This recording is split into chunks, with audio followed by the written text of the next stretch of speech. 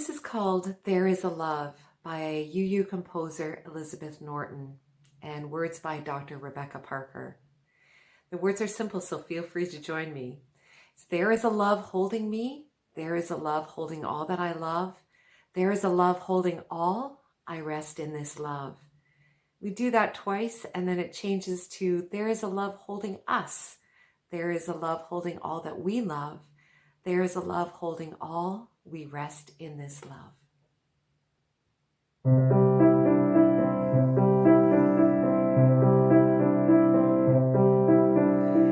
There is a love holding me. There is a love holding all that I love. There is a love holding all. I rest in this love. There is a love holding me. There is a love holding all that I love. There is a love holding all that I love. There is a love holding all that I love. There is a love holding us. There is a love holding us. There is a love holding us. There is a love holding all that we lost. There is a love holding all that we lost. There is a love this love. We rest in this love. We rest in this love.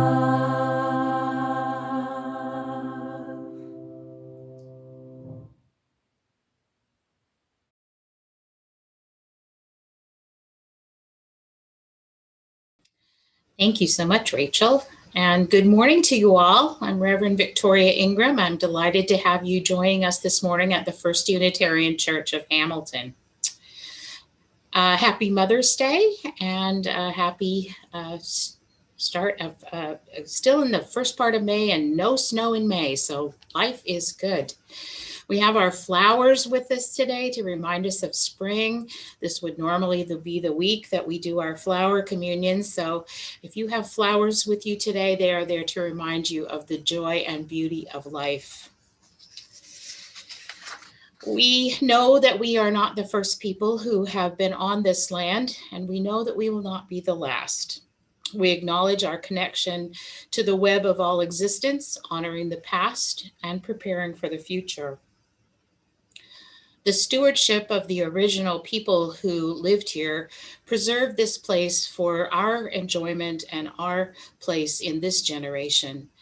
And because we respect that stewardship, we also know that we have a place in stewarding the land and the promise for the future.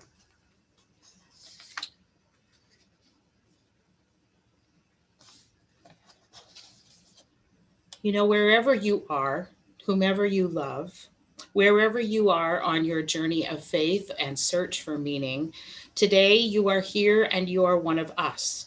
You are welcome in this place of worship and this community of faith. Our mission together is to nurture one another, serve the community, and inspire action to heal the world. Whenever we gather, we light a chalice, and this morning our chalice lighting words come to us from Thomas Merton.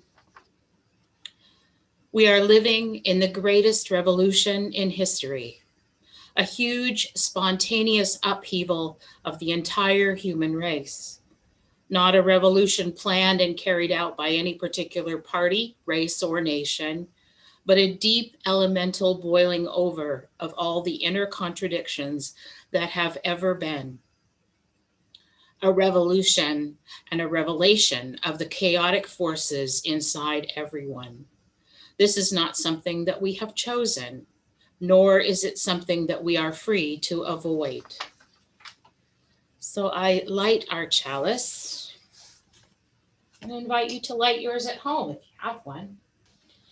And together, let's say our unison words, please. May this flame be our light of friendship and love. We're going to sing together hymn number 1052. Rachel will be with us. Number 1053, How Could Anyone?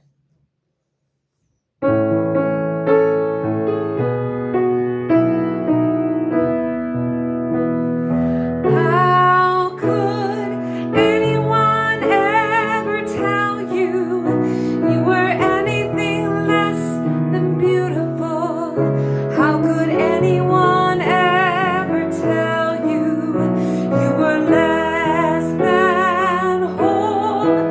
How could anyone fail to notice that your loving is a miracle? How deeply you're connected to my soul. How could anyone ever tell you you were anything less than beautiful?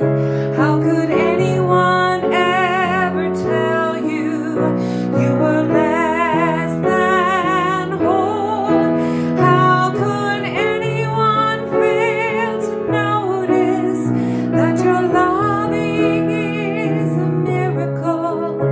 How deeply you're connected with my soul.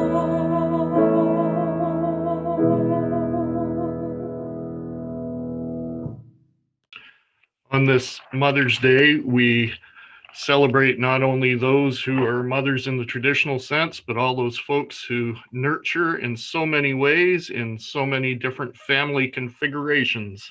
So our story today is A Family is a Family is a Family by Sarah O'Leary and illustrated by Kin Lang. We were talking about families at school. The teacher asked us what we thought made our family special. I went last because I wasn't sure what to say. My family is not like everybody else's. My mom and dad have been best friends since the first grade, but they really like each other. It's kind of gross. There are lots of kids in my family. Mom and dad just keep coming home with more. Both my moms are terrible singers, and they both like to sing really loud. I have more grandparents than anybody else I know.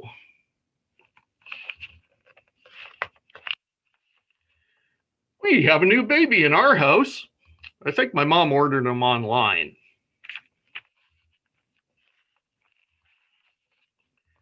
We all look alike in my family. We just kind of go together.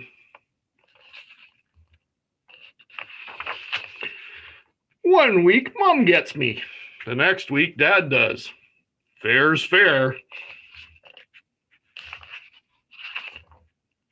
Some people say I look like my dad, and some people say I look like my mom.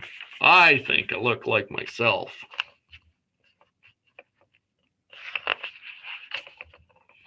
My mom says that before I was born, I grew in her heart.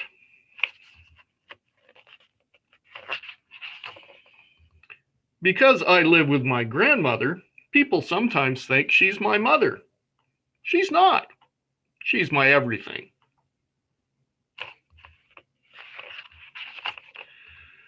Some of the kids were dads when he met Mom. Some were moms when she met Dad. Now we all belong to each other. One of my dads is tall and one is short. They both give good hugs. I listened to everybody else, and then I remembered the time someone saw us together at the park. She asked my foster mother to point out her real children. Oh, I don't have any imaginary children, Mom said. All my children are real. A family is a family is a family. That's the end of our story. Now today, because we are doing a multi-generational service, we're going to have a little time to talk with each other in small groups. Now, if you do not want to participate in the small groups, just don't join. And everybody will rejoin you in the main room in about 4 or 5 minutes. And that's about what we're going to give everybody to talk. And our questions today are about nurturing and about, how we nurture each other. So what do you do in your life to nurture others, in your family, with your friends, and in your community? And those are your questions. And I am just going to set up the groups. Number 346, come sing a song with me.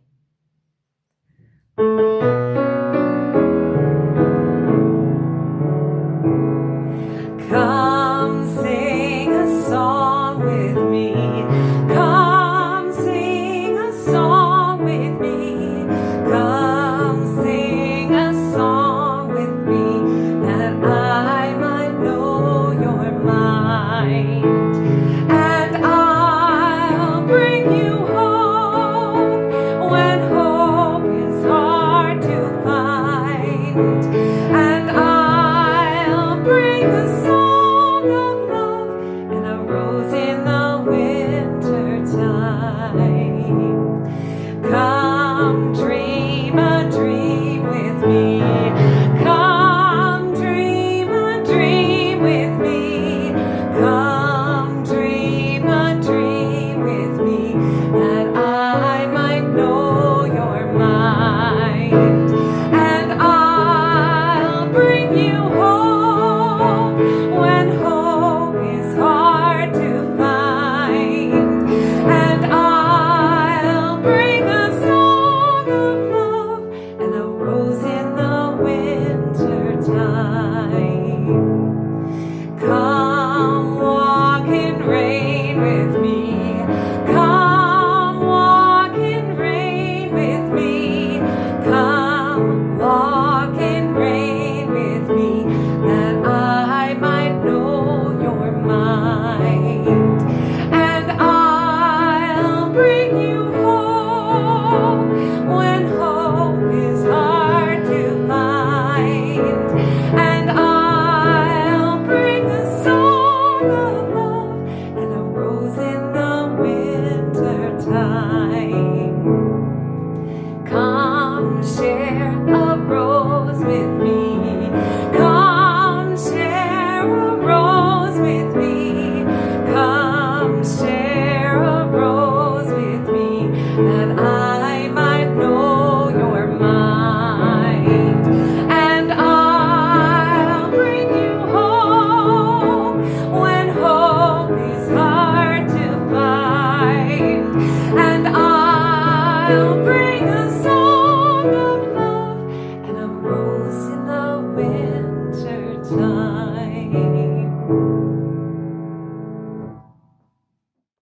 So it was a monumental thing happened in the history of Unitarian Universalism in Canada yesterday.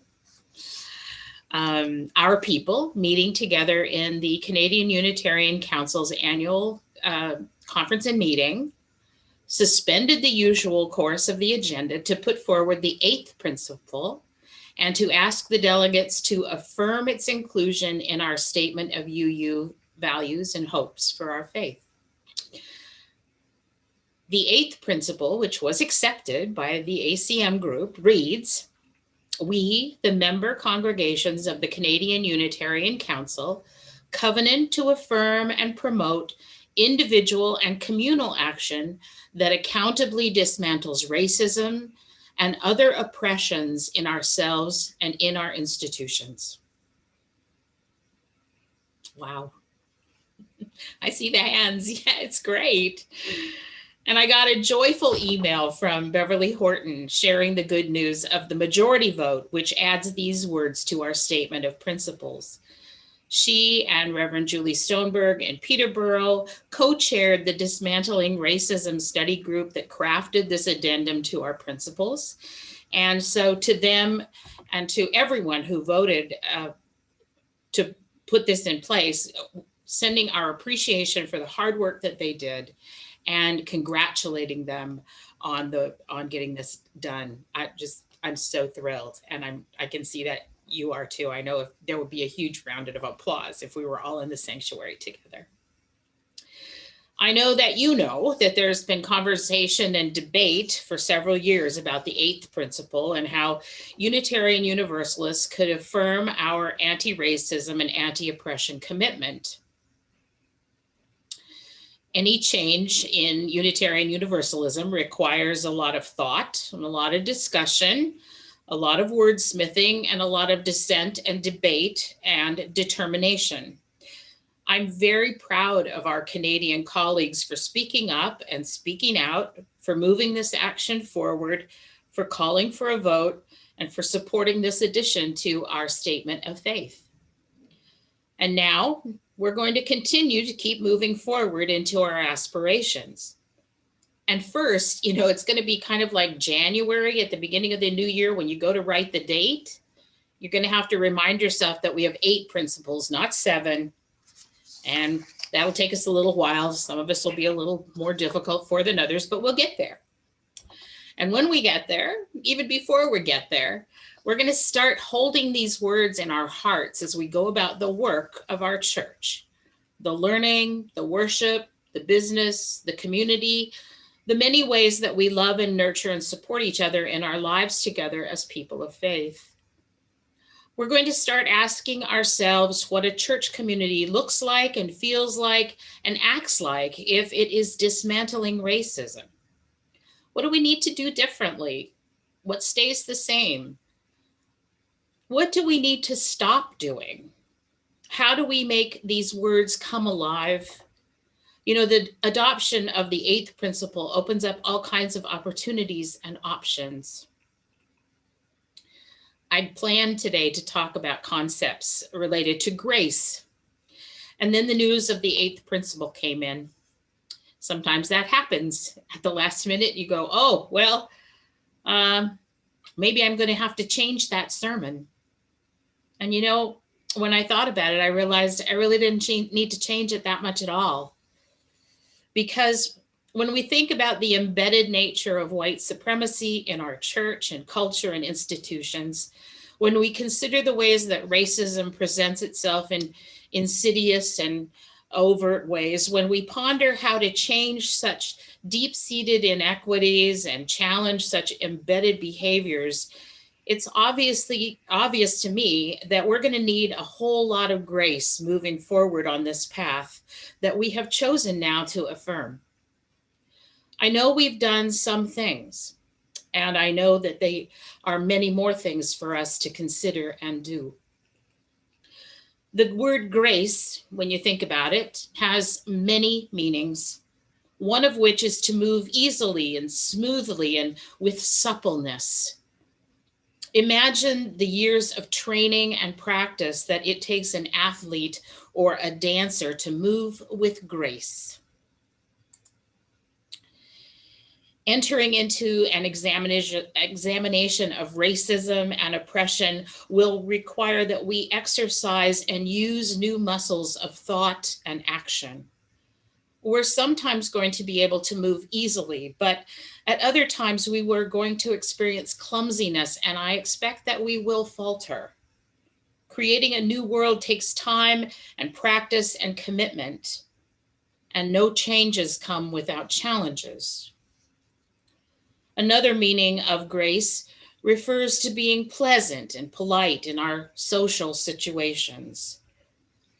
We refer to grace when we talk about kindness and courtesy in our interactions with one another. Discussions of privilege and white supremacy and racism and oppression, all of those touch on very tender places. I know that those conversations can trigger responses and feelings that we may find hard to understand or cope with. Having uncomfortable feelings, however, is no reason to avoid the conversation or to sidestep the work that we need to do. It's better to do this work within a covenant of understanding of how we want to be with each other as we seek to be anti-racist and anti-oppressive. We can be kind and caring even as we hold ourselves and others accountable. A third take on grace is a kind of assistance that we are given to facilitate change and choose a new way of behaving. Undertaking such a massive shift, even in our own denomination, let alone in society at large, it's not going to be an easy task. Starting with ourselves, we will be called to examine how we have contributed to and involved ourselves in these oppressive systems and ways of being.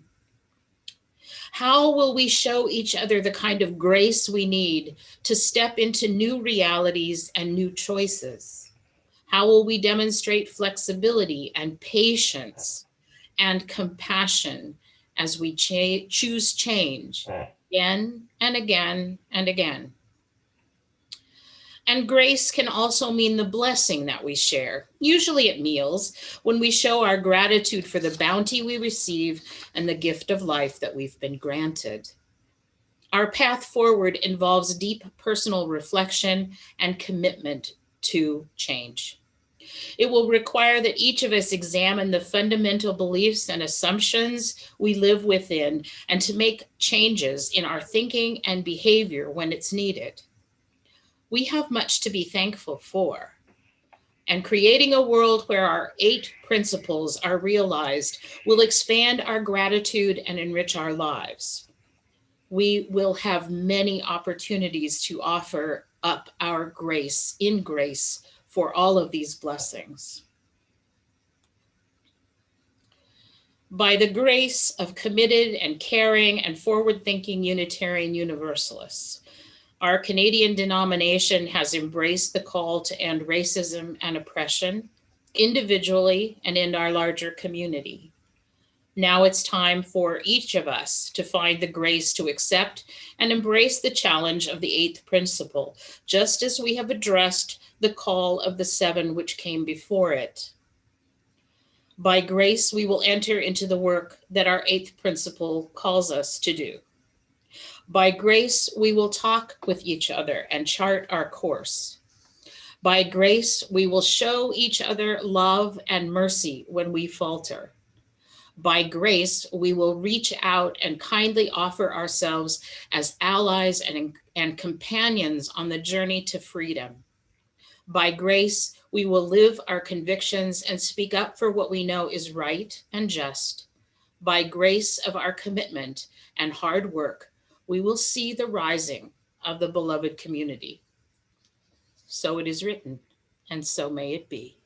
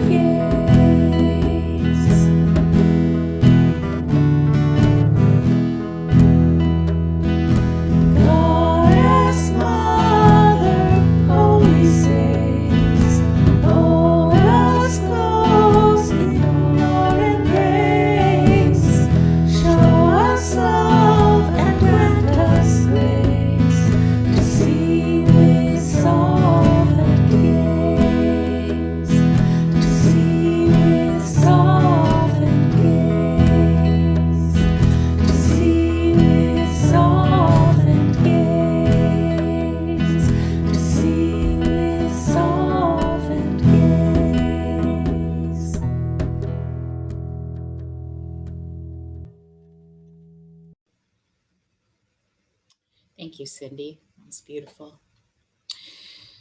As we get ready to close our worship for today, I want to leave you with these words from Jill Ann Terwilliger.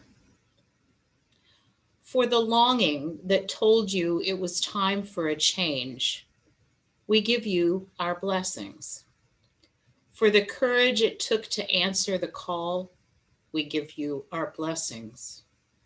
For the choices already made and for the daily choices that will shape the life ahead of you, we give you our blessings. For the communities that have shown you who you are and the new communities waiting to discover you in your new ventures, we give you our blessings. For the great mystery of what lies ahead, we give you our blessings, our love. May you see something of beauty along the way, touch hands with those you love, and give more that you get in the continuing grace of life.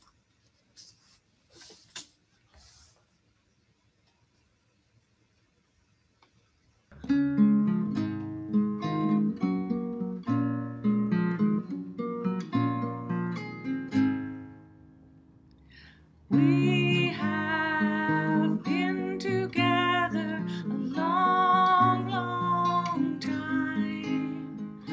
We have been inseparable, mother mine.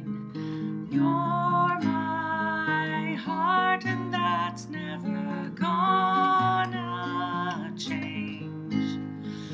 You're the brightest part of me every single day. All the times I screamed that I hated you so, now I know there was so much love when you told me no.